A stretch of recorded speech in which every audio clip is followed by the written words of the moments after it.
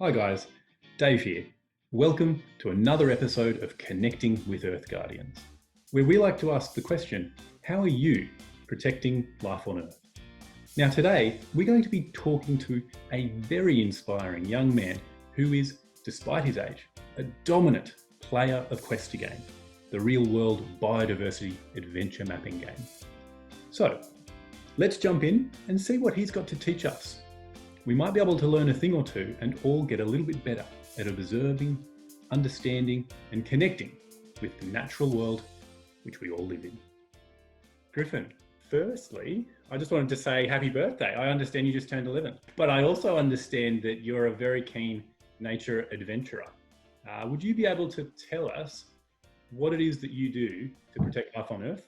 Well, I observe nature through senses. For instance, listening to bird calls that could tell a certain situation, such as alarm call. I also observe movement that could alert to some animals that you did not realize are there. And certain birds make certain calls. For instance, if they have chicks. So you've got these observation skills and you can use that to hear and find different animals, life out there.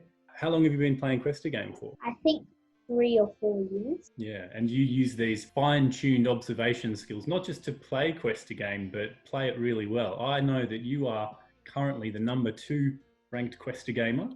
You've got over 3,500 species, unique species, I think, to your name, and you've actually also identified over 2,000 sightings. That's not a small effort. What's the most rewarding thing that you found about playing QuestaGame?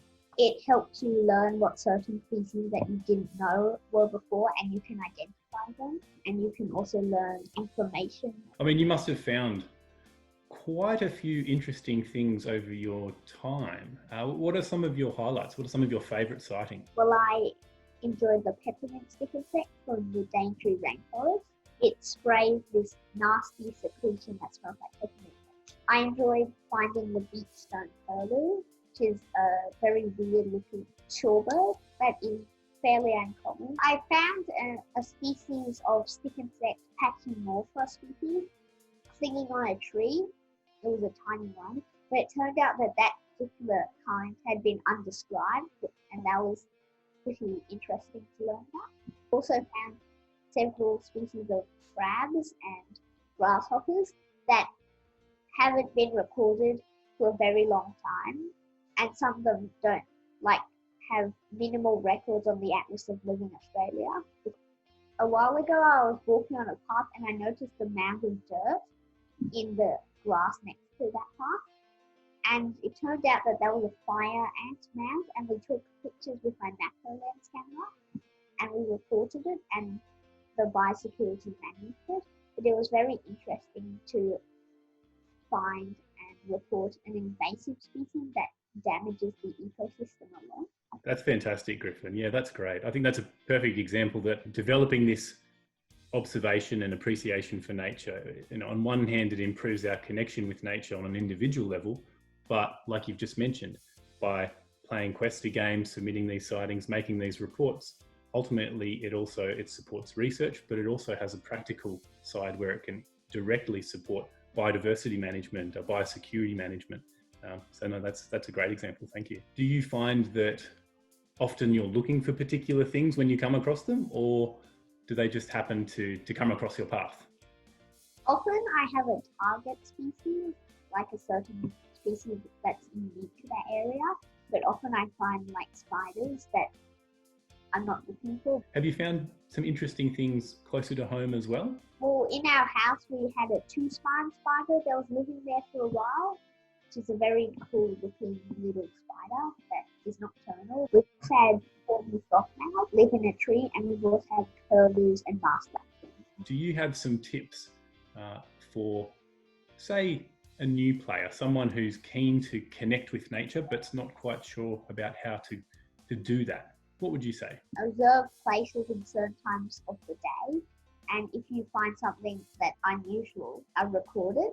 And for instance, setting up a light tube attracts a lot of moths and insects. Do you have any advice on taking perhaps good photos so that they can get an identification? Or if they have a defining feature that you've never seen before, be sure to try to include that. Take multiple photos that are clear and usually from different angles. Anything else you wanted to talk about? Any tips or ideas or sightings you wanted to share? It is an adult female of the glass mantis.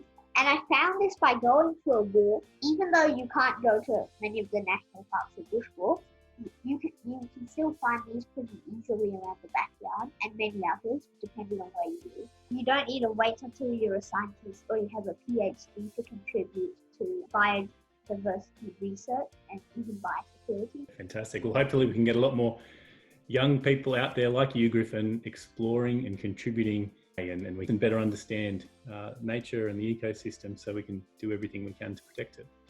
Thanks very much, Griffin. I really appreciate the opportunity to have a chat. If you have enjoyed today's episode, why not let us know? You can like it, you can comment, you can share on our social media channels, whether it's earthguardians.life pages or via the QuestaGame pages. And until next time, how are you protecting life on Earth?